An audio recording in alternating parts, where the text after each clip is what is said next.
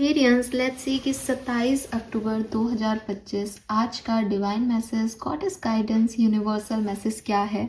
आज यूनिवर्स आपसे क्या कहना चाहते हैं, अभी एट प्रेजेंट आपको क्या सुनने की ज़रूरत है। आज के दिन जो कुछ भी घटना घटे उसमें किस तरह से रिस्पॉन्ड करें, या फिर लाइफ की किसी सिचुएशन को कैसे जीना चाहिए। लेट्स सी क्या मैसेज हमें मिलते हैं कुंभ राशि। सबसे पहले देखते हैं आज के दिन की ओवरऑल एनर्जी क्या है। ठीक है, 27 October 2025। Please universe, please divine power, please spirit guides, please give me the accurate message which are in our higher good. Thank you so much. 27 October 2025 overall energy for Aquarians. Thank you.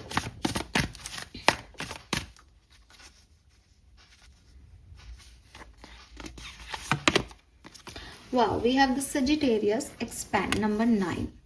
सो मुझे लगता है with this 9 energy, क्योंकि 9 number का year चल रहा है, बहुत action oriented जो है वो आपकी एनर्जी रहेगी। और be ready for the change. और ये चेंज जो है वो आप चाहोगे दैट आपकी ग्रोथ हो, आपके लिए कोई नई सिचुएशन क्रिएट हो, कोई नई पार्टनरशिप आप करना चाहोगे। तो काफ़ी एक्सपेंशन है आज की एनर्जी में। कोई मैसेज कॉल आप किसी को करो, किसी के साथ नई पार्टनरशिप शुरू करो, कोई प्रैक्टिकलिटी में मतलब आप प्रैक्टिकल डिसीजंस लो अपनी ज़िंदगी में कि यार ऐसे करने से ऐसा हो जाएगा। तो खुद को इम्प्रूव करने के लिए, खुद की लाइफ की ग्रोथ करने के लिए कुछ एक्शंस वगैरह आप ले सकते हो और अपने आप को बढ़ाना। ठीक है, चाहे अपना सर्कल बढ़ाना हो, चाहे अपनी पर्सनालिटी डेवलपमेंट करना हो, चाहे कहीं ट्रैवल करना हो, अपना बिजनेस बढ़ाना हो, अपनी ग्रोथ के लिए कुछ काम करने वाली एनर्जीज जो है वो आज के दिन की दिख रही है। लेट्स सी एक्वेरियस, यूनिवर्स आपको क्या गाइड करना चाहते हैं इस समय, क्या गाइडेंस आपके लिए आता है। आज 27 है, 9 नंबर की एनर्जी है, ये भी नंबर 9 है, ईयर भी नंबर 9 है। सो यस, 9 पोर्टल आपके लिए एक्टिव हो रहा है दोबारा से। हो सकता है कुछ पुरानी चीज़ें फिर से यहाँ पे आपकी तरफ आए। Guidance is flexible number 19। फिर हम लेंगे आर्कएंजल्स का message for you. Step into the spotlight. Wow, charming सी पर्सनालिटी है आज आपकी एक्वेरियस। Guidance for Aquarians.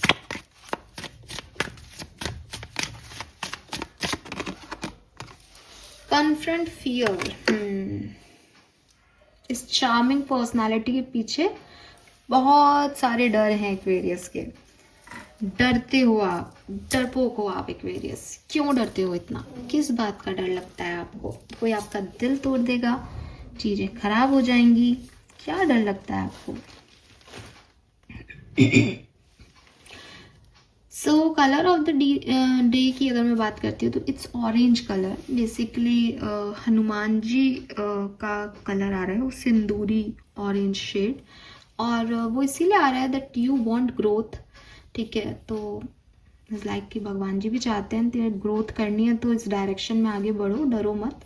तो वो फियर हटाएंगे आपके मन का, तो ऑरेंज कलर जो है वो सिग्निफिकेंट होगा किसी के लिए। And step into the spotlight and flexible, ये दोनों ही कार्ड कहीं ना आपको ऐसे पुश कर रहे हैं, तो जा ना, आगे जा। एंड एक्वेरियस, हो सकता है कि आपका सबकॉन्शियस माइंड आपको कहता है अरे आगे मत जाना, पता नहीं स्पॉटलाइट में आने से क्या क्या हो जाएगा। तो डर लगता है आपको कि अगर सब लोग आपको देखने लग जाएंगे तो प्रॉब्लम हो जाएगी। हाँ, कुछ ऐसी वाले डर हैं। और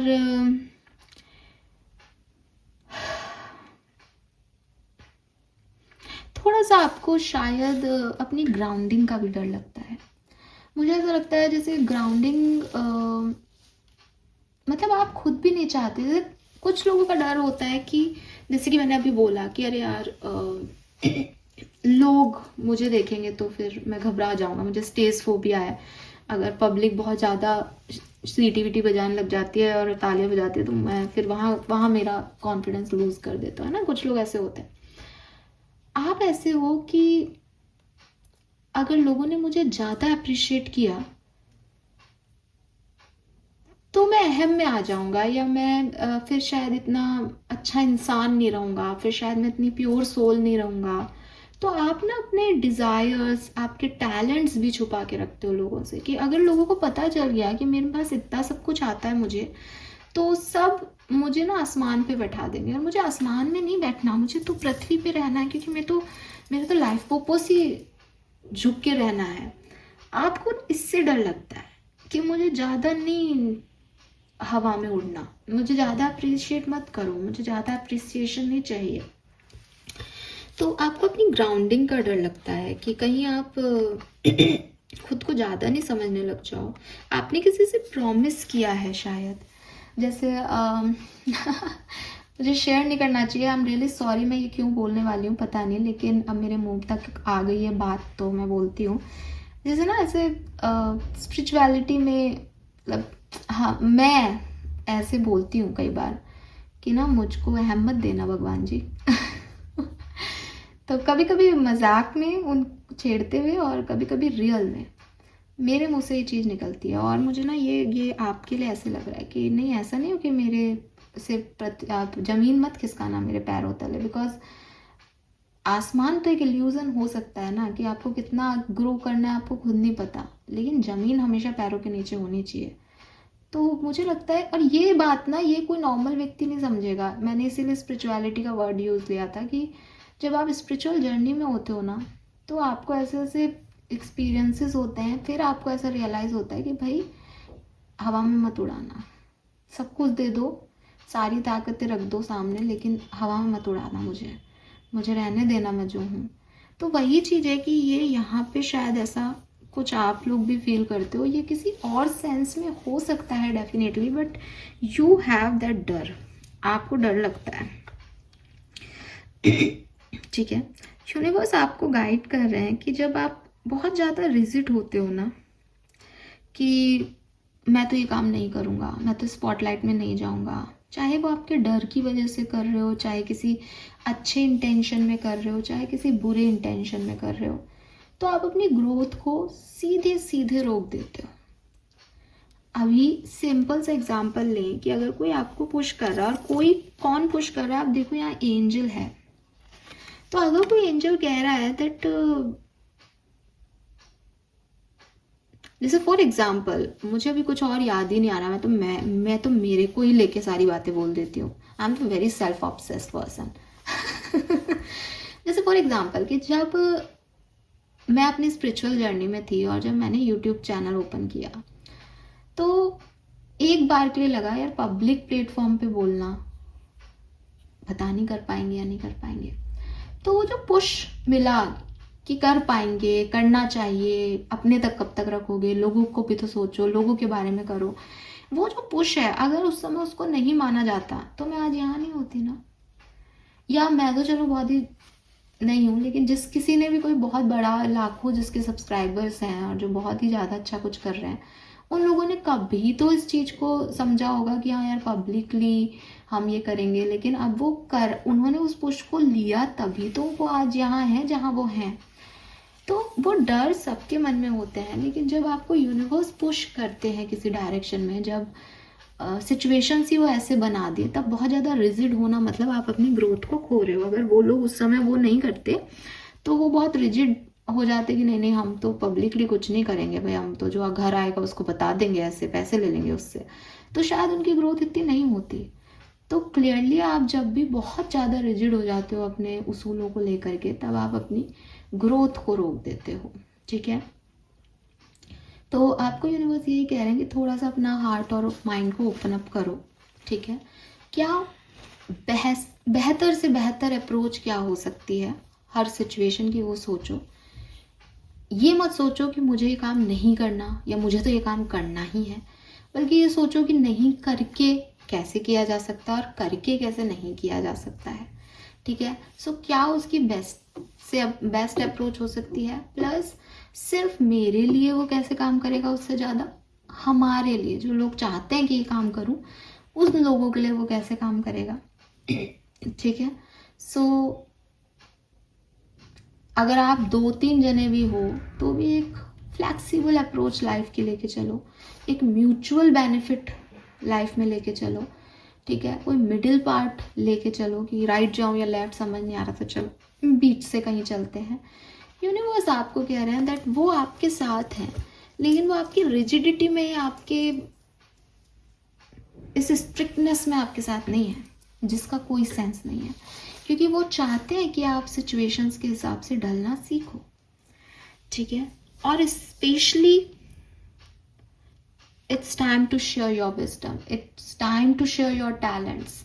यूनिवर्स चाहते हैं दैट आप अपनी बातें, अपने टैलेंट्स स्पॉटलाइट में आके कहें। स्पॉटलाइट का मतलब सिर्फ ये है कि दुनिया के आगे आके कहें, लोगों से कहें।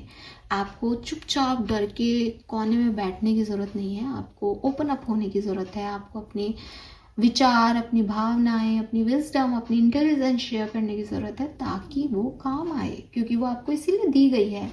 अगर यूनिवर्स किसी को बहुत ज़्यादा समझदार बनाता है तो वो चाहता है, उसके पीछे कोई कारण होता है कि देख मैं तुझे ये चीज़ सिखा रहा हूँ तो कल अपने घर वालों को भी ये बताना, ताकि उनसे वो गलतियाँ ना हो, राइट।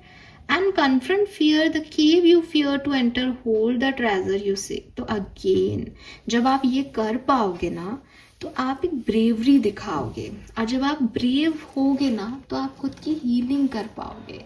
तो मतलब कह दें कि डर के आगे जीत है, कि मतलब जो काम करने से सबसे ज़्यादा डर लगता है ना वो ज़िंदगी में एक बार कर लेना चाहिए।